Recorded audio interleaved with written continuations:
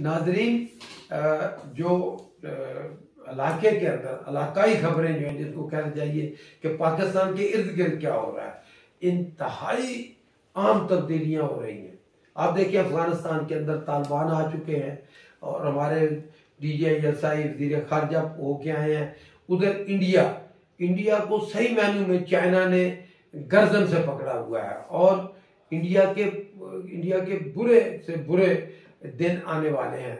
सही मायनों में इंडिया इस वक्त आइसोलेशन का शिकार है, लेकिन आपको बताया ना कि इंडिया के साथ अमेरिका खड़ा है और अमेरिका पाकिस्तान को हर तरह के, ये जो हमारे वज़ीर आज़म ने कहा था ना कि एब्सोल्युटली नो, उसकी सजा देना चाहता है पाकिस्तान को अमेरिका इंडिया के साथ मिलकर। लेकिन दुनिया के हालात बदल चुके हैं। आप देखेंगे आने वाले दिनों में कि वज़ीर आज़म जिस तरह सऊदी अरब जा रहे हैं, इसी तरह चाइना में वज़ीर आज़म का दौरा मुतवक्के है।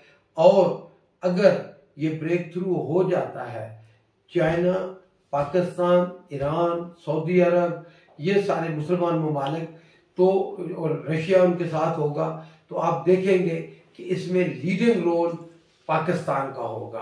तो इंशाल्लाह आने वाले दिनों में जो इलाकाई खबरें हैं वो अच्छी होने जा रही हैं और आप तैयार रहें। जैसे मैंने पहले कहा था ना कि वो लोग जो तिजारत करना चाहते हैं, इंशाअल्लाह ताला अफगानिस्तान के ज़रिए एक बहुत बड़ी मार्केट जो सेंट्रल एशिया है वो खुलने जा रही है।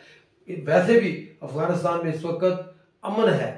जब अमेरिकन 20 साल रहे तो ऐसा अमन नहीं था जैसा इस वक्त तालिबान को 2 महीने में जो अमन उन्होंने कायम किया है। शुक्रिया।